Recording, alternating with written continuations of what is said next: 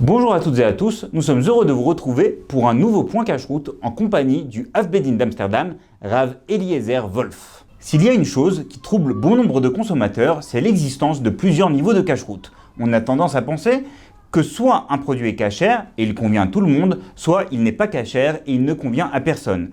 Rav Wolf, dans la précédente émission, nous avons évoqué les controverses autour du lait non surveillé et du lait surveillé. En réalité, ce type de controverse se retrouve sur de nombreux sujets. On trouve plusieurs niveaux de cache-route sur la viande ainsi que sur les produits manufacturés. Rav, comment expliquer qu'il y ait plusieurs niveaux de cache-route ? Alors, je risque de vous surprendre. C'est cachère ou c'est pas cachère? C'est oui ou non? C'est noir ou blanc? Clair. Il n'y a pas de cachère, à peu près cachère et pas cachère du tout. Non. Il y a cachère ou pas cachère. C'est donc binaire. Binaire, absolument. Totalement binaire. Comment expliquer qu'il y ait dans ce cas-là des cache-routes laméadrines, ce qu'on va appeler des khumrot, certains qui vont dire c'est plus cachère que cachère, c'est cachère glatt, khalak, etc. Comment expliquer qu'il y ait des appellations comme ça qu'on trouve sur les étiquettes lorsqu'on consomme? Absolument. Alors, c'est intéressant, c'est réel et là aussi, je voudrais être le plus clair possible. Comme on voudrait comprendre, il faut que l'explication soit simple et intelligible. Il y a effectivement plusieurs sortes de blanc. Il y a plusieurs couleurs. Et même si au niveau strict de la loi, une chose peut être permise, il y a un ensemble d'avis qui pensent le contraire. Et donc, il y a effectivement raison, il y a effectivement une place à être mahmir.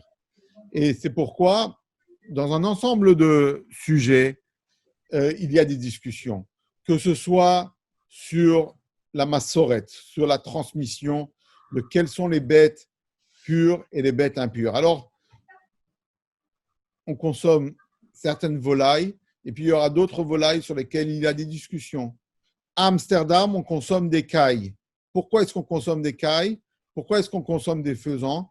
Parce que le Ramchal, Rav Moshe Chaim Luzzatto, lorsqu'il était ici à Amsterdam, il était pendant 2 ans et il a publié le Mesilat Yesharim. Et au moment où il a voulu fêter l'impression du Mesilat Yesharim, il a amené des cailles et bien sûr, toute la ville était en émoi pour savoir est-ce que c'était cachère ou pas cachère. Et ça a été présenté à l'ensemble des Chachamim et tout le monde a dit que c'était OK. Ça a été présenté à des anciens Shochatim. Mais c'est pourquoi ici, on continue cette massorette à manger des cailles. Moi, je sais moi-même que à Marseille, le Rav Rebivo, lorsqu'il était Haf Bedin à Marseille, il a interdit les œufs de caille au mariage. Donc, ça veut dire qu'il y a des sujets sur lesquels il y a des controverses. Et puisqu'il y a des controverses, yesh makom la'achmir, il y a une place tout à fait pour être mahmir. Quand on va parler du foie gras, c'est un produit qui, dans toute la Galicie, était interdit. Pourquoi? Parce qu'on était chochesh l'enekouat aveshet, comme c'est marqué dans le remarque. On avait peur qu'il y a des trous et qu'on ne peut pas vérifier le jabot. En Hongrie, on consommait, le Khatam Sofer l'autorisait. Donc, cela veut dire que, et au niveau communautaire, et au niveau des poskim, il y a eu toujours des sujets sur lesquels il y a eu discussion.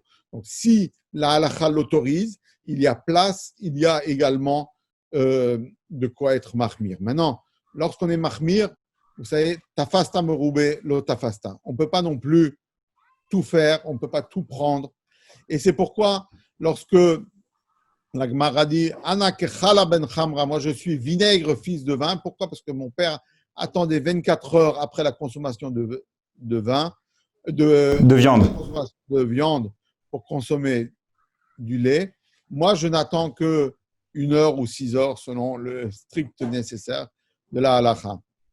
Alors, si c'était tellement important pour lui et qu'il se considérait comme vinaigre, fils de vin, pourquoi est-ce qu'il n'a pas fait exactement comme son père? C'est très facile de faire des menus dans lesquels on attend 24 heures. Un jour, on fait du poisson, un jour, on fait du schnitzel parvé, un jour, on fait, etc. Pourquoi est-ce qu'il a besoin de rentrer dans un problème s'il pense que c'est si essentiel? Mais c'est qu'en fait, il a compris qu'on ne peut pas être des des perroquets. On ne peut pas répéter ce que nos ancêtres faisaient ou ce que d'autres personnes fassent. Il faut être à la madriga pour être mahmir. Et c'est marqué que lorsqu'on n'est pas à la madriga, yeshbo mishum yura, il y a un problème de gava, un problème d'orgueil mal placé lorsque je suis mahmir. Donc ça veut dire que c'est quelque chose qui n'est pas simple à comprendre, c'est pas simple à expliquer. J'essaie d'être le plus simple pour l'expliquer, mais en tous les cas, il y a des controverses sur certains produits et c'est pourquoi il peut y avoir des communautés ou des personnes au niveau individuel qui ne vont pas prendre tel ou tel produit. Très bien, alors maintenant, lorsqu'il y a une discussion entre plusieurs rabbinim pour savoir si tel produit est cachère, tel produit n'est pas cachère, en fonction de quoi on va déterminer si nous, on peut le consommer? Est-ce que ça va être une question de coutume? Donc par exemple, vous avez parlé tout à l'heure des œufs de caille. Moi, mes ancêtres avaient la coutume de consommer des œufs de caille. Je peux consommer, j'ai pas de raison d'être plus strict peut-être. Ou peut-être que si. Est-ce que je devrais changer mon minag et devenir plus strict? Comment je vais mettre le baromètre? Alors, à nouveau, on est devant un problème éducatif. L'obligation des rabbanim, c'est d'éduquer sa communauté, le Torah et le mitzvot, pour les Torah, pour les mitzvot, et de comprendre qu'on ne prend pas de risque. Alors, qu'est-ce que ça veut dire pas prendre de risque? Ça veut dire que s'il y a un consensus autour de quelque chose, on va suivre le consensus. S'il n'y a pas de consensus, on va s'éloigner de la marloquette selon la gestion du risque, c'est-à-dire selon le risque qu'il peut y avoir. On sait très bien que maintenant, lorsque il y a un danger de contamination à cause du Covid-19, on va mettre soit un masque, soit une distanciation sociale. Tu n'es pas obligé de faire les deux. Ce n'est pas obligé d'avoir et des bretelles et une ceinture. Donc, on n'est pas toujours obligé de prendre toutes les assurances, mais c'est sûr que lorsqu'on n'étudie pas, lorsqu'on ne sait pas, on ne sait pas exactement à quel niveau se mettre. Et c'est pourquoi on a besoin d'avoir de manière quotidienne des shiurim, d'étudier pour essayer de comprendre, pour pouvoir soi-même se responsabiliser et comprendre, là, je ne peux pas prendre encore sur moi, je ne dois pas prendre encore sur moi cette khumra, mais où là, c'est trop risqué, il y a trop d'avis qui interdisent ce sujet-là. Très bien, alors maintenant, lorsque un rav, il va dire, voilà, tel produit, c'est autorisé, donc en d'autres mots, c'est cachère. Tout à l'heure, vous avez dit c'est binaire, soit c'est cachère, soit c'est pas cachère. Donc ce produit, il est cachère, mais moi, je te recommande de te montrer plus strict. Donc, est-ce que ça veut dire qu'il y a des juifs, on va leur dire, non, vous c'est bon, vous êtes des petits juifs, vous pouvez manger cette cacheroute-là, et puis il y a des juifs, on va leur dire, non, vous êtes des bons juifs, vous allez manger cette cacheroute-là qui est plus stricte. Qu'à Dieu ne plaise. Comment peut-on dire une chose pareille? Surtout à quelques jours de Rosh Hashanah. Alors, tous les Juifs sont égaux et certainement devant leurs devoirs. Il n'y en a pas qui mangent plus cachère, il n'y en a pas qui mangent moins cachère. Mais il y a des produits qui répondent à des exigences plus strictes et sur lesquels il y a un consensus plus large dans la halakha. Et l'essentiel, c'est en fait de rester dans le cadre de la halakha. Comment rester dans le cadre de la halakha? C'est uniquement lorsque il y a des poskim, des décisionnaires qui sont de marque qui permettent ce produit-là. Souvent, l'acte de cacheroute pour un consommateur, il se réduit à vérifier le tampon de cacheroute dans un magasin. Est-ce qu'il y a des tampons de cacheroute qui sont, on va dire, des faux tampons de cacheroute qu'il faudrait éviter et comment les reconnaître? Alors, c'est évident que le consommateur, il se retrouve dans une épicerie devant un tampon de cacheroute, il n'arrive pas à se reconnaître. Il y a des organismes de cacheroute dont la méconnaissance du terrain est tellement importante que même s'ils sont de bonne volonté, ils vont frotter, car ils vont naviguer dans la médiocrité. Il y a d'autres qui pêchent par manque de sérieux. Il est très difficile de reconnaître, mais il y a une chose qui est sûre, c'est que certains produits et certaines marques ne peuvent pas exister en cachère. Et si tout d'un coup, ils apparaissent en cachère, il faut absolument se renseigner. Et c'est pourquoi je dis, encore une fois, il faut s'éduquer, il faut étudier et il faut apprendre à reconnaître. Et je pense que c'est comme ça dans l'ensemble des éléments de la vie. C'est-à-dire qu'on est, submergé d'informations, on ne sait pas exactement quoi faire, quoi prendre. Et moi, je n'ai pas trouvé d'autre solution que d'étudier, de se renseigner et d'avancer. Alors, le consommateur doit donc lui-même étudier, lui-même se renseigner, lui-même aller chercher à la source les informations. Est-ce qu'il n'y a pas aussi un manque de communication de la part des rabbinim, de la part des organismes de cacheroute pour rendre toutes ces informations plus accessibles et pour permettre aux consommateurs de faire la part des choses et de voir le vrai du faux? Il y a un manque énorme de transparence. Et moi, j'essaye à titre personnel, je ne peux pas parler pour les autres, d'être le plus transparent possible, d'essayer d'expliquer ce que je fais.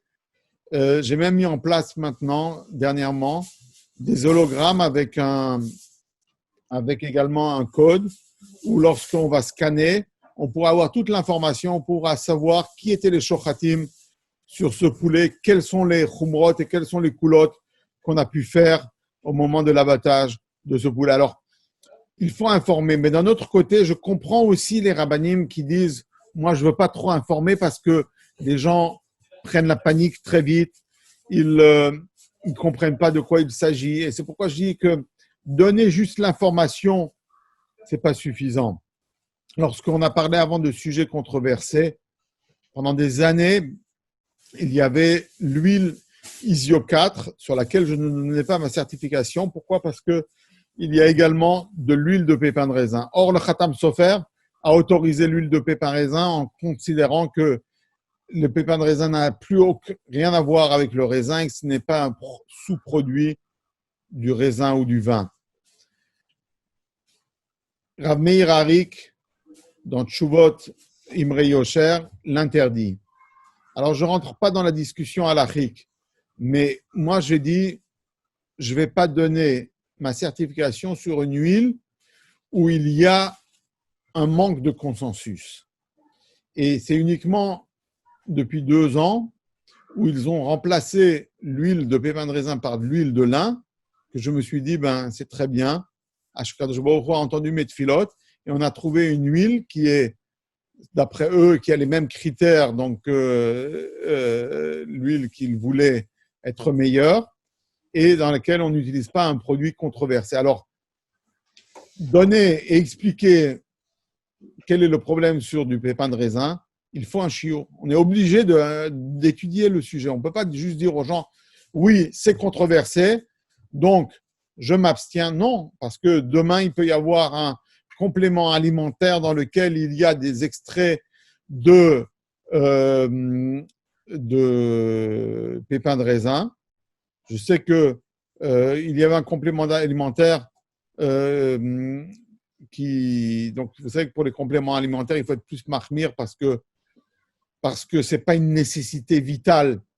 Et donc, il y avait une usine qui avait besoin et qui voulait utiliser des tanins présents dans les pelures de raisin. Et j'ai dit non, stop, on ne fait pas. Et finalement, ils ont pu utiliser les mêmes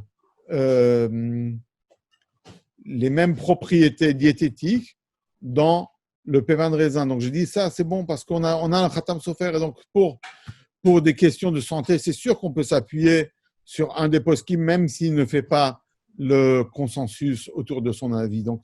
Donc, il est difficile pour le consommateur de s'y retrouver, mais moi, je n'ai pas d'autre alternative que l'étude et l'information. Alors, en espérant que ces points cache-route permettent aux consommateurs d'y voir plus clair. Et si vous avez d'autres questions, n'hésitez pas à nous en faire part sous la vidéo. Nous nous retrouverons dans une prochaine émission pour un nouveau point cache-route. Merci beaucoup, Rav Wolf. Organiser un cours avec un Rav de Torah Box, avec le service Torah Box chez vous, c'est enfin possible. Paris, Lyon, Tel Aviv, Madrid, Bruxelles, Montréal, Casablanca. Torah Box vient à votre rencontre. Organisez un cours gratuitement chez vous, entre amis, au travail ou dans votre communauté. Dans une ambiance chaleureuse, un Rav de Torah Box donnera une conférence et répondra à toutes vos questions. Réservez rapidement sur notre site, par email ou par téléphone.